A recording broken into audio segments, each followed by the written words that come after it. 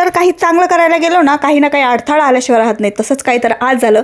पण आज आमच्यासाठी खूप आनंदाचा दिवस होता, कारण आज होता नंदुबाईचा बड्डे. तर त्या बड्डेला आम्हाला जायचं होतं. तर त्याआधी सकाळपासून आमची धावपळ होती.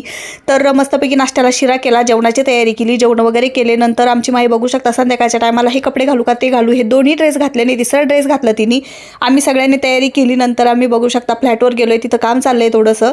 तर रेनोव्हेशनचं काम चाललेलं आहे, कुठपर्यंत आलं आहे तेच आम्ही बघायला गेलो. जाता जाता रस्त्यातच आपला फ्लॅट होता, म्हणून कुठपर्यंत काम आलं आहे ते बघायला जावं म्हटलं. तर बघू शकता ह्याचं फायनल लुक तुम्हाला बघायला भेटणारच आहे. किती सुंदर प्लॅनिंग केलेलं आहे ते.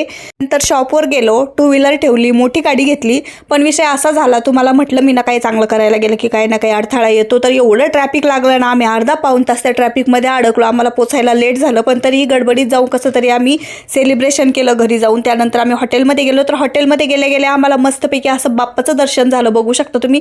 आणि आतमध्ये हॉटेल खूप सुंदर होतं, पण सेलिब्रेशनच्या नादात मला काही व्हिडिओ वगैरे घ्यायला जमलं नाही. असा गेला आजचा दिवस. आजच्या पुरतं एवढंच. तर परत भेटूया, तोपर्यंत बाय बाय.